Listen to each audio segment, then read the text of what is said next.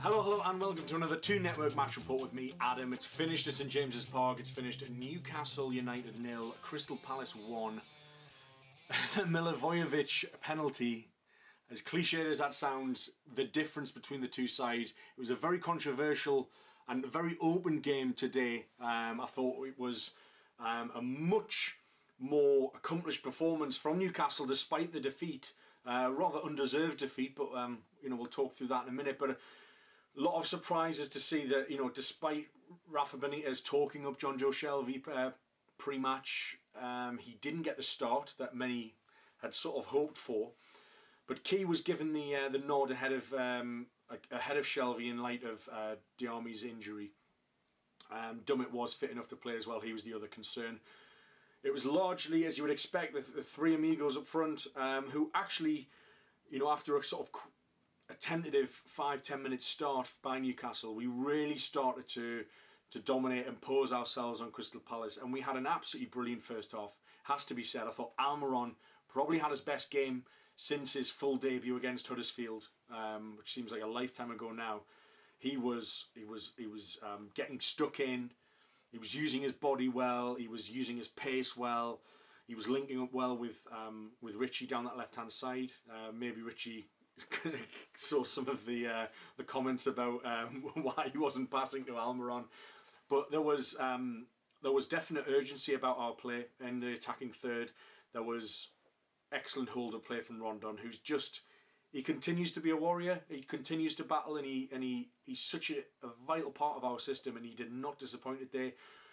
You might have thought, well, he had a couple of chances at goal, a couple of snapshots, but do you know what it is? We created so many chances. The first half we had 11 shots, for example, 4 on target to Crystal Palace's 1 shot and none on target. That obviously discounts the disallowed goal, but we'll get on to the disallowed goals in a minute. But, after we'd sort of seen it, we seemed very, very lacklustre. In the last game at the Emirates, it really wasn't. We didn't do ourselves justice, I don't think, in that fixture. So, a lot of people were hoping, myself included, that we'd come back to St James's Park, where we'd been on such a terrific run. And let's not forget, the fact that we'd won sort of 5 on the bounce. We have had a good, we have had a good record against Crystal Palace of recent years as well. So, last season was the Marino flicked header in the 87th minute, I believe. That sort of settled the teams, and actually that victory was probably slightly undeserving in a way. So maybe this sort of undeserved victory, I'd say, it sounds like sour grapes, but anyone who was there, anyone who watches the highlights will probably say that Crystal Palace were probably lucky to get out of that with any points at all, let alone 3. But we just couldn't finish the chances. It's difficult because we created so many chances. There was some lovely one-touch football, some lovely movement, fluidity in attack. We created a lot of chances, and it was just one of those where it was odd. It was I can't even fault the attackers because we were doing everything right. It was just one of those where it just didn't bounce right for us, or it was on somebody's wrong foot, or there was a block from a defender. Countless of those. So the 4 shots on target we had in the first half from the 11 shots, there would have been a further 3 or 4 that were just blocked shots that ended up going out for a corner. And the crowd were getting really behind the team, and it was fantastic. It was the performance that I'd hoped for. And, Miggy reminding us why we've paid £21 million for him. He was absolutely excellent using his pace, getting into dangerous areas, and, they really, really panicked every time he got the ball and drove at them. He's so direct, and you felt like he'd had his mojo back a bit, and he was really relishing being out there, back on home soil, and doing his thing and being able to show everyone what a player he is. And I thought Richie was outstanding as well. Hayden, one of probably our best player in the first half. For all that attacking prowess that we showed and displayed, Hayden was winning that midfield battle, and I thought, and pretty much for most of the game, and I thought he was absolutely outstanding. He was everywhere, but he was tidy, he was reliable, and he was athletic and just intelligent. He's a very, very intelligent player, and he doesn't lose his head. Early in the season, he's lost his head, got sent off at Cardiff, didn't he? But in this game, when we needed it, this is why he's ahead of everyone else. Obviously, Diarmé and Longstaff are injured, but Hayden is absolutely there on merit, and it'll be very, very sad to see him go at the end of the season because he's becoming a very crucial player in the system. Key next to him was getting stuck in. A couple of nice sprayed passes. Maybe didn't fully have his eye in, but he was winning some important headers as well.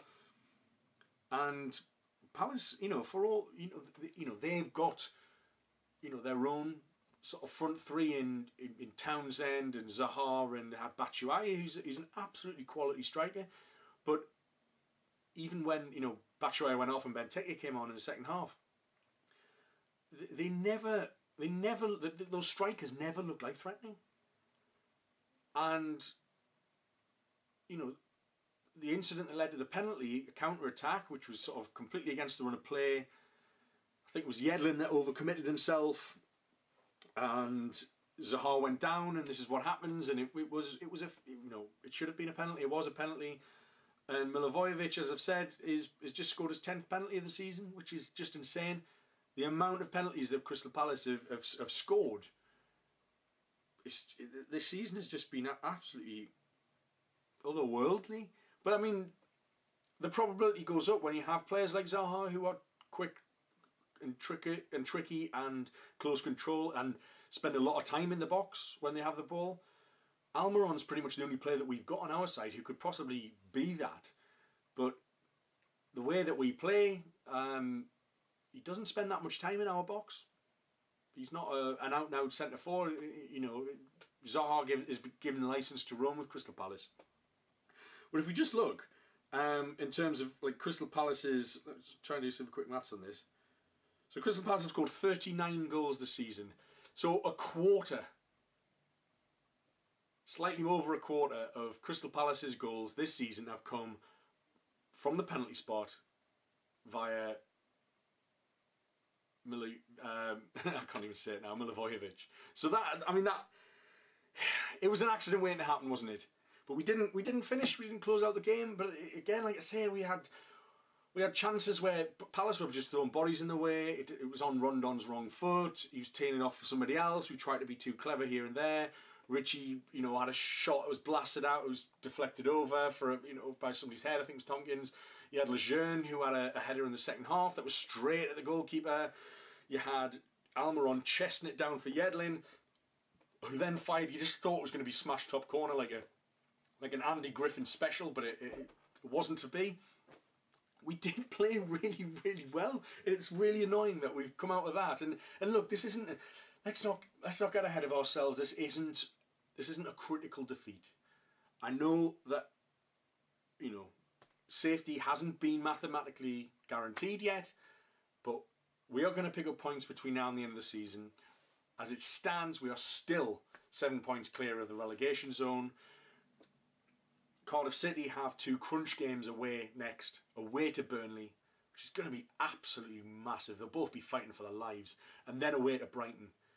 So they're two very, very difficult places to go, the Turf Moor and the Amex, for Cardiff to come out. And if they win those 2 games, then that pulls Burnley back down as well. So it's not critical. We might make a draw at Leicester. It's going to be a big ask, but I think Southampton at home, as we needed to last year, if we win that, we're home and dry. And I think if we play against Southampton like we did against Palace today, we'll be all right. We played well, and I don't want a 1-0 defeat. It was a bit like Brighton. I believe was it Brighton earlier this season where we completely dominated, but we lost 1-0. Completely against the run of play, undeserved, but we just kind of had ourselves to blame for that. Like I say, there's very little more that we could have done today. We just didn't get that look, that rub of the green. We had a goal disallowed in the first half, and it seemed to be rightly so because there was no protestation from any of the Newcastle players. Rondon, who was the man who was adjudged to be offside. And then the big one was Tompkins. So in the first half, there was a corner came out, and let's be clear, the corner was won after Jose Perez got away from his man, MacArthur I believe it was. He was fouled Linesman didn't give it, ref didn't give it, and they won a corner straight away. That would have been ridiculously unjust. There was a few very, very strange decisions from the referee today. And more about Crystal Palace in a bit. But the corner came in, Tompkins sort of like hit it past, it went through sort of Dubravka, and all you can imagine, I haven't seen any replays of this, you can only assume that there was a Crystal Palace player offside standing in front of Dubravka and therefore impairing his sight of the shot, and therefore Crystal Palace gaining advantage. But he made that call, the referee, almost without the linesman. So he made a lot of odd calls, but if he's got that one right, fair play, because that was a very, very crucial and difficult decision to make, especially under the circumstances. But it was a corner won unjustly from Crystal Palace.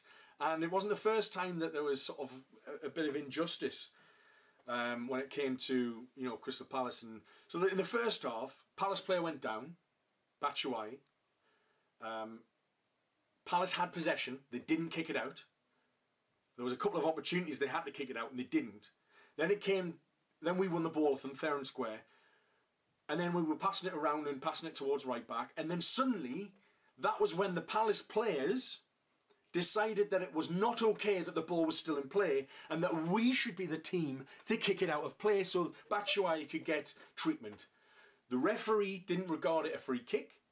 There was absolutely no obligation for Newcastle United at that point to relinquish possession, stop momentum, and put the ball out of play. We did so because guess what? We're decent fucking human beings. Crystal Palace, when they had possession, didn't do that for their own teammate. I don't understand the goal of them to then bleat about morality, that we were being unsportsmanlike by not putting the ball out. No, you lose that right to say that when you don't do it for your own teammate. So they did it, and guess what? There was nothing wrong with Batshuayi. He hobbled off a bit, gave a smile to the East Stand. He knew what he was doing, and now doesn't say we fell for it. There's a code of conduct. The referee can't he can't. The referee's not empowered to make that decision about, sportsmanlike behaviour. That's down to the individual players. So for them to do that, that's cheating in my view, and I think that was absolutely disgusting to see. But if it happens, if it's a one-off, forgive them. It's a one-off. Maybe a misunderstanding. Maybe somebody didn't see whatever it was. But they were the ones who were elected to play on, not Newcastle United. Then in the second half, obviously an absolute gutting moment for Newcastle fans and for Florian Lejeune, who's our best defender, and he's already had a couple of very serious injuries since coming. He's done his, I think he did his ACL on his right knee, and I believe he did his hamstring as well, possibly. I might have got that wrong, but whatever the form, he was out for a couple of months from the start of the summer as well. But I was right next to this challenge, and he got ahead of. He sort of tackled Townsend from around the back. He didn't go through him or anything. It was a fair challenge. The referee didn't give a free kick. Nicked in ahead of, and as he sort of slinked in to get it in front of his body in front of Townsend, his knees twisted awfully. It's his left knee this time, so it's not the same knee. But he knew immediately that he needed to come off, and before he was down, he was doing the sub. The motion for being substituted, and he was screaming into the floor. It was awful. It was absolutely horrible to watch. He was screaming, and you just think that sounds like his season done. And you just hope, well, we're in a fortunate position that we have players in defence that can take his place. Dummett there. We've got Fernandez. We've got Kieran Clark. So we have backup, fortunately. But given that he is one of our better players in the entire team, it's a huge blow. And I'm absolutely devastated for Florian, because he's a consummate professional. He always performs well, and he always gives in high quality performances. And I'm genuinely devastated for him. I really, really hope it's not as bad as it sounded and it looked, because it was sort of innocuous in a way. It wasn't Townsend's fault at all. There's a few people shouting at Townsend, but it wasn't. It wasn't. It was innocuous. It could have been anybody, It wasn't a foul by either player. So that was unfortunate. But obviously the ball went out of play, having him gone down with what could be a cruciate ligament injury on his knee. So Richie came over to the referee, and Townsend, and they sort of spoke about. Richie was like, "You give it back to me. I'll play it back to your goalkeeper, as you would, as common decency would dictate. That's the kind of respectful thing that you would do. FIFA fair play. You think about Rondon the other day, kicking the ball out when we're on an attack because there's a defender down who'd been sort of maybe kicked, I think against Everton, or I can't remember who it was, but it was a player who had gone down, possibly with a head injury, and he kicked the ball out, even though he was in an attacking position, because he sensed the danger. And how, you look at Paulo Di Canio catching the ball, and the goalkeeper's down. These incidents of fair play and sportsmanship that need to be applauded and commended, and but given what happened in the first half, where Crystal Palace players tried to take the moral high ground with Newcastle not kicking it out despite not doing it themselves, it seemed to me visually that it was agreed that Wan-Bissaka would throw it to Richie would pass it back to their goalkeeper, and then play would continue, because they gained an advantage from the player going down and getting a really nasty serious injury that's ended his game and probably his season. But no, Wan-Bissaka takes an attacking throw-in, in which then Crystal Palace get a corner from eventually, in which they could have scored. So that's two unjust corners that they've got. One the referee's fault and the second one their fault. Now, why aren't the senior players at Crystal Palace telling Wan-Bissaka, give it to Richie so he can pass it back? Because that is the sportsman thing to do. What it did was showing a huge lack of disrespect. And what it did show is that it wasn't a one-off, the first one in the first half. It wasn't a misunderstanding. This is a culture at Crystal Palace. A complete flagrant disregard for sportsmanship. And I just think that's disgusting. I think that's absolutely abhorrent. And nobody seemed to suggest that there was anything wrong with that. If it was one of our team, you'd have Richie screaming in somebody's face to say you should have given that back. And indeed, Richie was having a word with the linesman, just saying why. He was pointing to Wan-Bissaka, saying, "Why didn't you give me the ball back?" And the linesman was just having a joke, like, probably saying there wasn't much I could do about it. But I think that's absolutely disgusting, and I hope it gets flagged up in the media. It probably won't, but that's two occasions, and for me, that's not an accident. It's not a coincidence. That's just what they are. That's what they're like. And I thought the referee, away from that, was poor in that he allowed Crystal Palace to fly in with challenges and tackles, because he didn't punish them with enough yellow cards. I think Crystal Palace ended up having 2 yellow cards in the end. We had 1. But they kicked 10 tons of shite out of us. It was constant fouling as well. And he didn't give it. So when you don't punish these tackles, that, after 1 or 2, fine. But then when it's 5, 6, 7, you've got to think, well, come on. You've got to get, and in terms of fouls committed, we were quite even. But I think there's a difference between committing a foul and there's a difference between, could be a yellow that. And there was a lot more of that from Crystal Palace defenders, especially with like Almiron's pace, for example. So I have absolutely no time for the lack of respect from Crystal Palace players. I have no time for the referee not disciplining players properly either, because I think that set a really poor precedent and a nasty tone, and basically give them the green light to go in with some nasty challenges. There was a studs up tackle on Key that wasn't even given a foul, and you heard it. You heard the impact against his shin. Like, we're not making it up. And this isn't why we lost the game, either of those things. But they need to be brought up and they need to be brought to attention, because that's bollocks. You can't do that.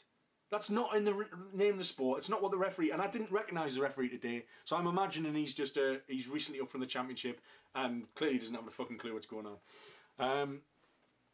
So yeah, that's that. I thought the referee got the penalty call right. Yedlin was well out of position and getting back in, and that's just what Zaha does, isn't it? And Dubravka nowhere near the penalty, and just a sucker punch.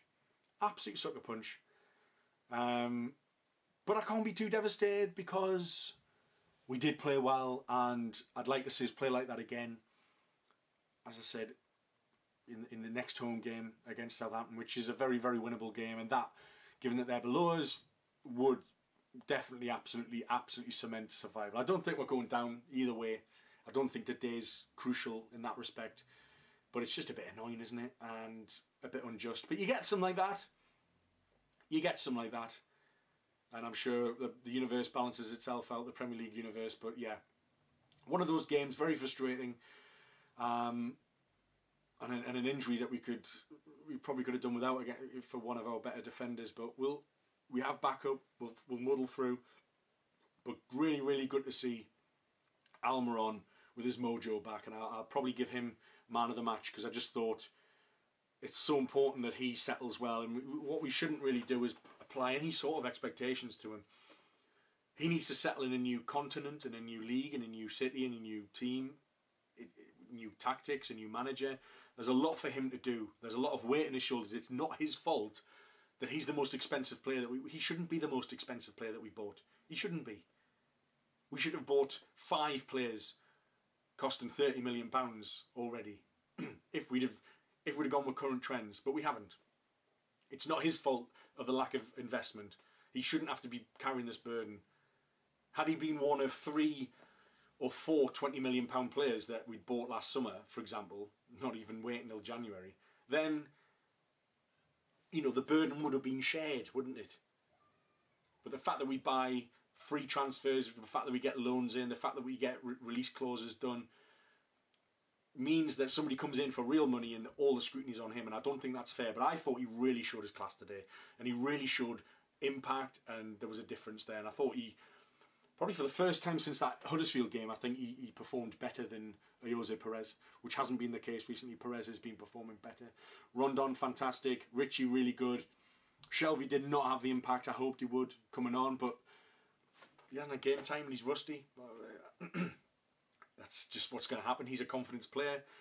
When he gets a run in the side, Shelvey, we all know what he can do on his day, but he didn't show that today. But granted, he didn't really have long to show it. But hopefully, if he gets another chance, he can take it. But it'll be very, very interesting to see the comings and goings during the summer. But that's a video for another time.